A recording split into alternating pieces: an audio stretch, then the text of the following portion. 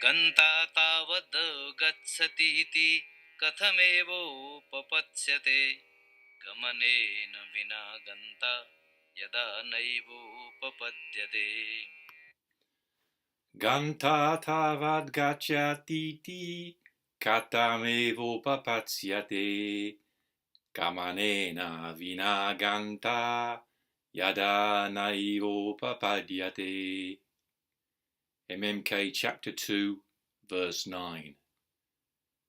How will it ever be possible right now that a goer goes, when it is not at all possible for there to be a goer without an act of going?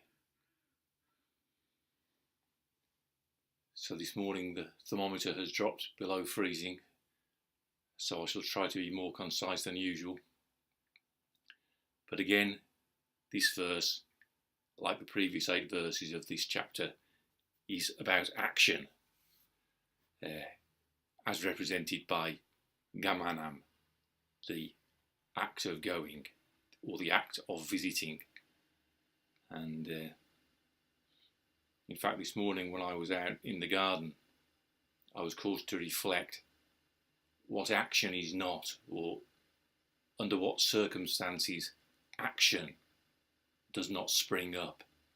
And when you've got self-consciousness of yourself struggling in a process that isn't going well, that's an example of action not springing up, I think. So today the wheelbarrow was, the handles were very cold, so I put my gloves on, but the gloves were wet. So within a short space of time, the hands were really very uncomfortably cold, and I knew they weren't going to get warmed up, so I had to give up, go and find some new gloves, lit a fire, and then try again a bit later. But just in that process of things not going well, I was just like a baby wanting to throw its toys out of the pram. And so that caused me to reflect again. We can't understand what action is. Dogen's teaching that I believed in so deeply when I first encountered it in my 20s, I believed in it before I began to understand it. And I could see that he was really sincerely preaching that salvation lay in taza, the act of sitting. And my connection with Master Dogen was through my Zen teacher Gudo Nishijima. He used to say, when we practice Zazen, we study what action is. We study what action is. And again, MMK, you can see that Nagarjuna is wanting to deepen our understanding around action. But we can't, the truth is, that I understood more clearly from the Alexander work, is we can't grasp with our dirty paws what action is. F.M. Alexander used to say, to know that you're wrong is all that you'll ever know in this world. And so that's related to this. What Nagarjuna is doing really here is clarifying what action is not. So we have the first pada, gantā tāvad gacchatīti. So iti at the end is like quotation marks. So what's in quotation marks is a proposition that gantā, a goer, tāvad, right now, in the moment of the present, gacchatīti, goes or is going, third person singular present of gam, to go, to visit. So gacchatīti could mean is going or goes. Gantā gacchatīti, a goer goes. That seems not controversial, that's as a statement. Gantā tāvad gacchatīti, the proposition iti, that a goer, gantā, right now, tāvad gacchatīti, goes or is going. That seems to sum up, what we all know about action as mindful Buddhists. A goer, in the moment of the present, thanks to the power of now, is going. So it continues, katham evopapatsyate. Katham evopapatsyate. So that's katham, how, eva is emphatic.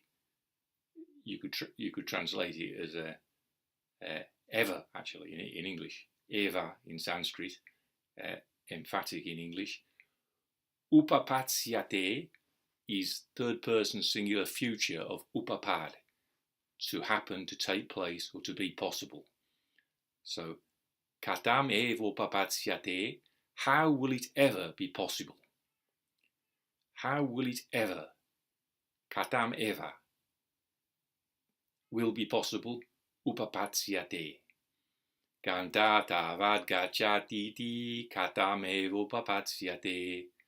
How will it ever be possible, right now, that a goer goes?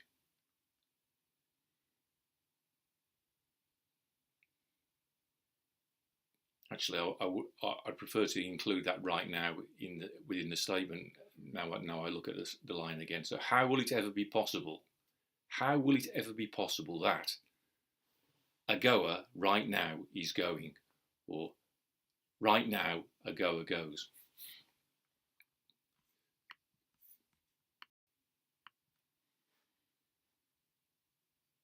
Gantā, tāvad, gacchatīti, katham evopapatsyate. How will it ever be possible that a goer right now is going? So this is one of the merits of me making these videos, even if nobody's watching them. To sit here in Lotus and speak the translation out loud, especially when I'm conscious of wanting to help the listener understand it, actually helps the translation become a bit more real. And I realised that I wanted to keep the words tāvad. It's part of the proposition, because the person saying the proposition is a believer in the power of now. So how will it ever be possible that gantā, tāvad, gacchatīti, a goer right now is going? And this question closely mirrors the question asked in the first line of 2.3, which is gamanenasya gamanam katham naivopapadyate. So it's the same question. Katham upapasyate. Except for in 2.3 we have the emphatic is nam, nama, in God's name, how on earth. And here we've got eva. But this question is the same. How will it be possible? Katham upapasyate. And so in 2.3 the question is, how will it be possible for the now being visited to be visited? So how will it be possible to be mindful of reality, in other words? And it's not possible, because to be mindful of reality separates reality as objective reality that the subject is being mindful of. And similarly here, the question is, how will it ever be possible that a goer right now is going? What's being refuted is our habitual way of thinking, subject, verb. Subject to goer is going, verb. So that, again, it's creating a separation. And so at first blush, it sounds, you can't understand why Nagarjuna would refute a self-evident statement like a goer right now is going. But when you understand that his one and only intention is to clarify the Buddha's teaching of emptiness, which is synonymous with dependent arising, then it immediately makes sense. Because on the basis of emptiness, there is no separate self-existing goer, and there is no separate act of going. So that's clarified in the second line when he says, gamanena vinā gantā, yadā naivopapadyate. When it is not at all possible for there to be a goer, without an act of going. So again, this mirrors 2.3, which says Gamyamanam vigamanam yadā naivopapadyate. So it says yadā naivopapadyate. It's the same expression.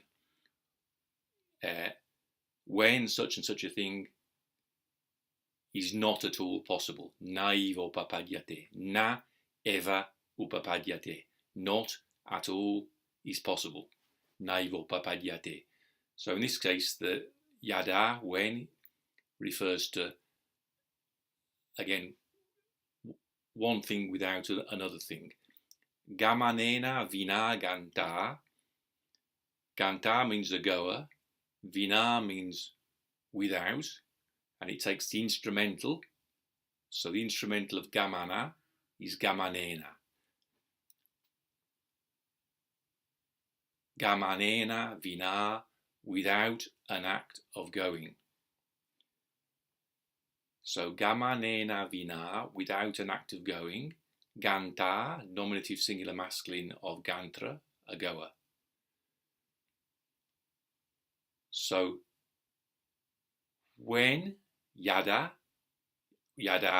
when yadā, it is not at all, na eva, naiva, is possible, upapadyate, when it is not at all possible, yadā naivopapadyate, for there to be a goer, gantā, without an act of going, gamanena vinā. So in 2.3 we had the expression gamyamanam vigamanam, the now being visited without the act of visiting. So if I go back to 2.3, the translation is, when it is not at all possible without the visiting for there to be a now being visited. It's the same logic is operating, where how is it possible to speak of a subject doing a verb when without the verb there is no subject, and without the subject there is no verb?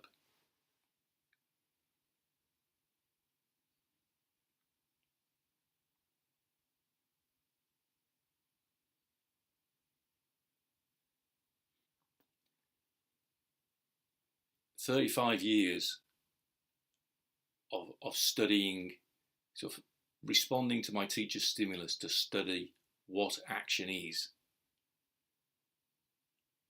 I don't know what action is, and I only know that even if you think that you're devoting your life to action, it still remains elusive. It's extremely difficult when your vestibular system is causing you to be angry, confused, lost, lacking the true direction, striving to follow an upward path whilst actually pulling yourself down, understanding that taking sides against oneself is very bad for one's health, but still doing it anyway.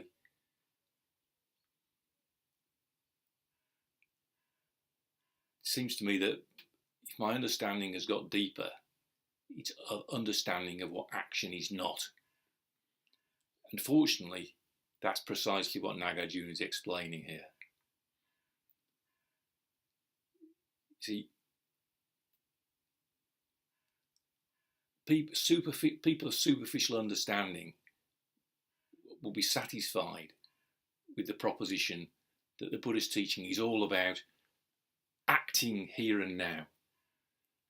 Right now, a goer is going. A goer is not going in the past. You can't act in the past. You can't act in the future. But right now, a goer is going. It sounds convincing. it sounds like that's what the Buddha taught. But Nagarjuna is saying, no, the Buddha didn't teach that. The Buddha taught dependent arising. That's what it says in the dedicatory verses. The Buddha taught dependent arising. And whatever dependent arising there is, that is emptiness. Ya pratitya samutpadaha shunyatam tam prachakshmahe. Whatever dependent arising there is, we call that emptiness. That's in chapter 24. Sa pragnapti rupadaya pratipatsaiva madhyama.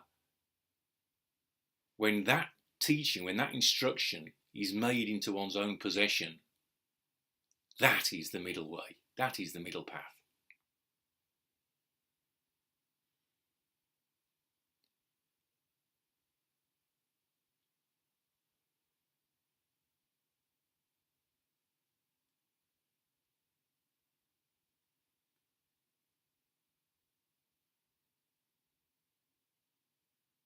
So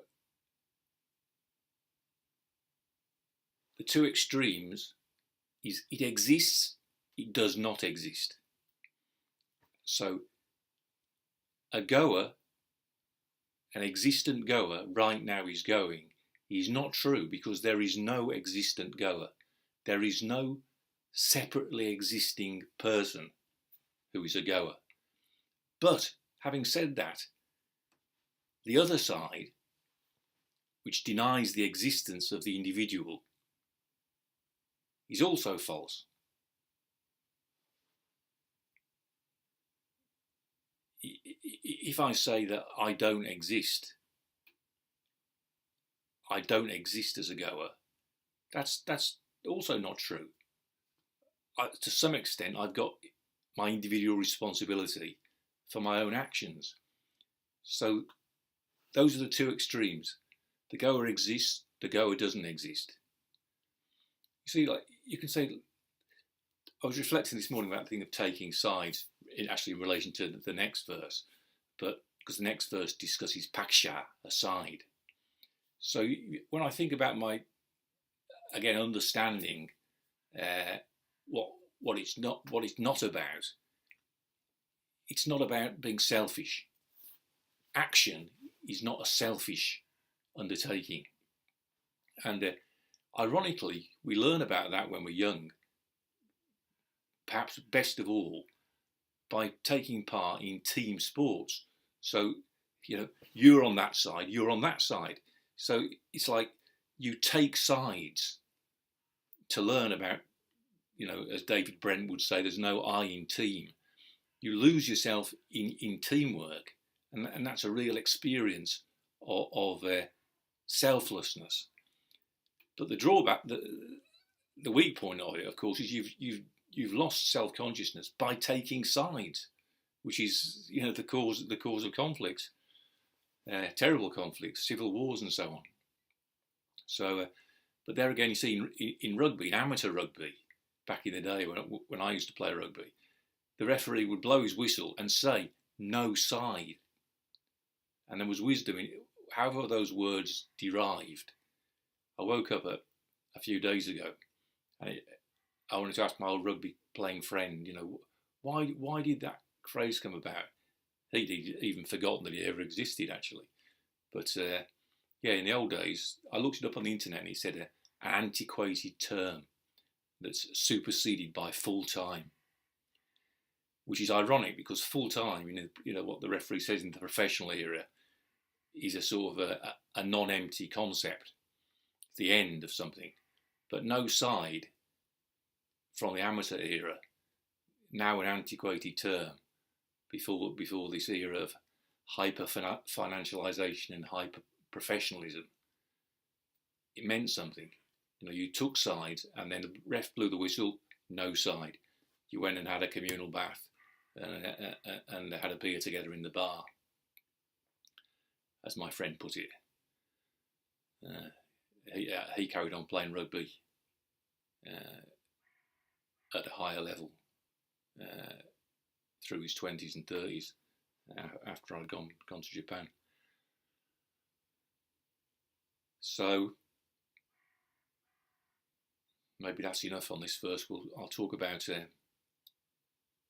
taking sides in the next verse. But I did want to connect it with, again, the mindfulness of breathing, because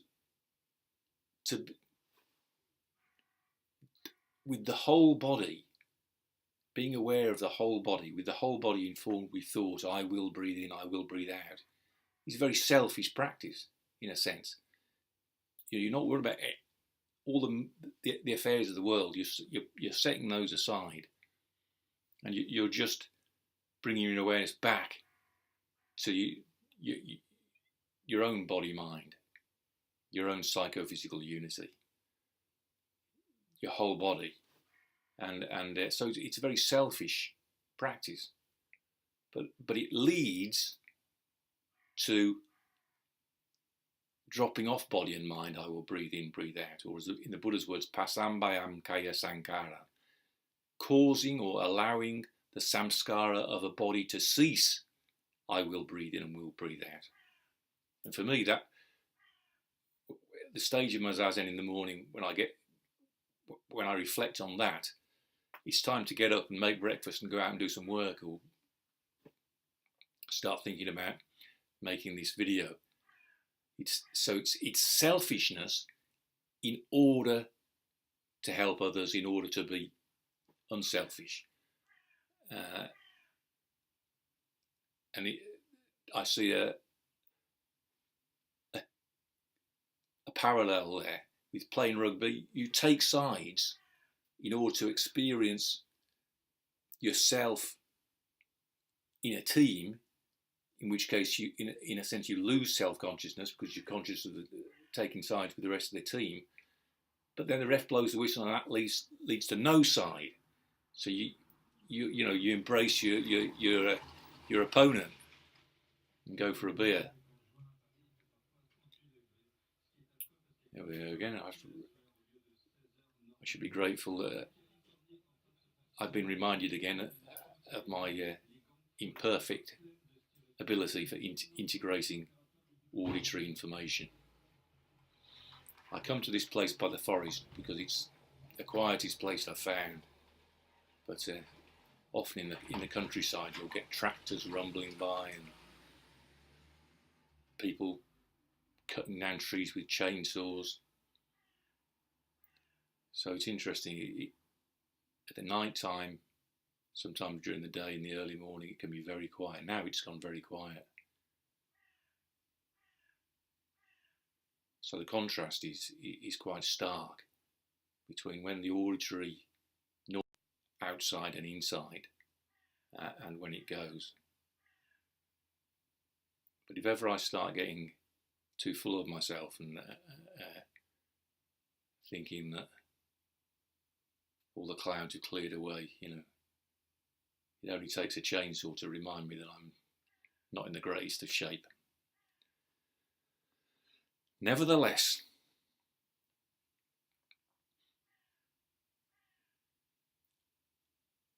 whatever bad condition we're in, chesta yatra gatis tatra, where there is action, where there is bodily action, there is a way to go. And sitting here making this video is a kind of bodily action.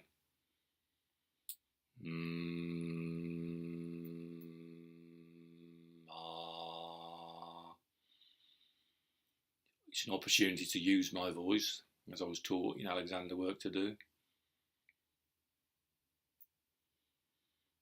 Gantā, tāvad, gacchatīti, katham evopapatsyate.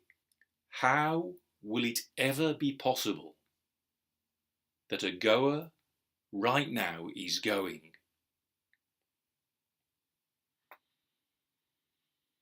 Gantā, tāvad, gacchatīti, katham evopapatsyate.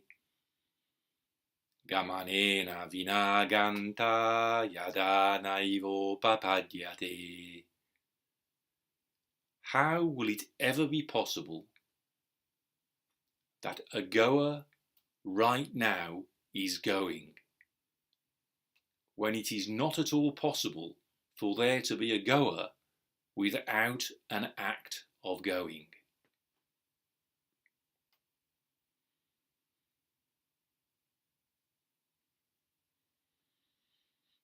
Gantā, tāvad, gacchatīti, katham evopapatsyate, gamanena, vinā, gantā, yadā, naivopapadyate. How will it ever be possible that a goer right now is going, when it is not at all possible, when it is not at all possible for there to be a goer without an act of going? My old karate instructor, Morio Higaonna sensei, was famous for saying, "Mo ichido, muikai," once more. Gantā, tāvad, gacchatīti, katham evopapatsyate, gamanena, vinā, gantā, yadā, naivopapadyate. How will it ever be possible that a goer right now is going, when it is not at all possible for there to be a goer without an act of going?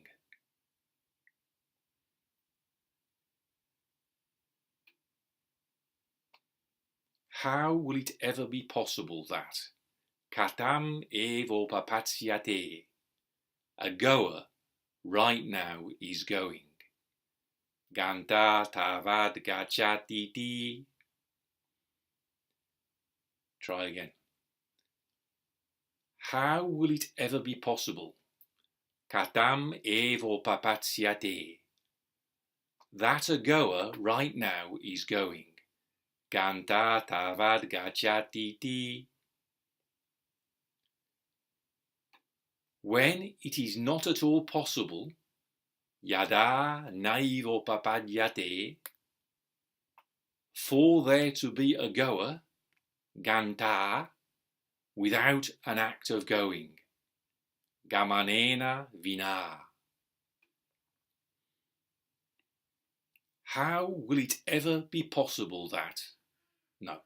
How will it ever be possible, katham evopapatsyate, that a goer right now is going, gantā, tāvad, gacchatīti, when, yadā, it is not at all possible, naivopapadyate, for there to be a goer, gantā, without an act of going, gamanena, vinā.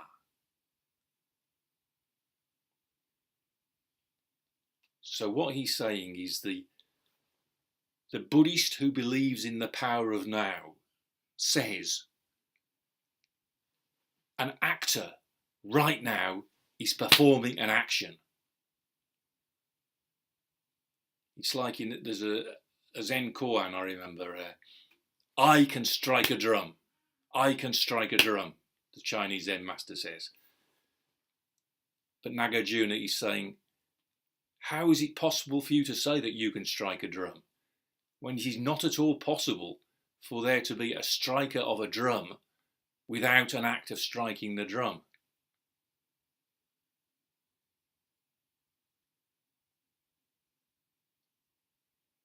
You haven't understood yet the teaching of dependent arising if you think you exist in the act of striking a drum. Equally, if you go around saying that individuals don't exist, if you don't respect people as individuals, that's also off the middle way.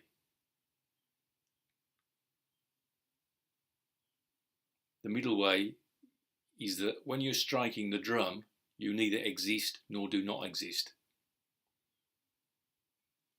and that an act of striking a drum does not exist without you or with you.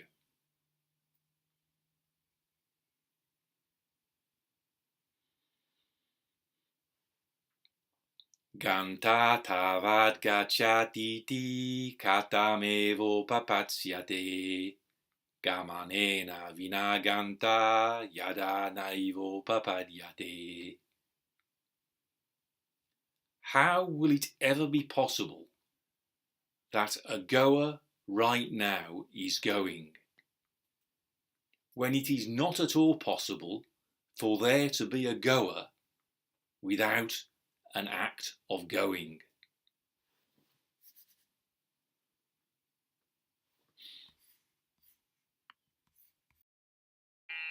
gantā tāvad gacchatīti katham evopapatsyate gamanena vinā gantā yadā naivopapadyate.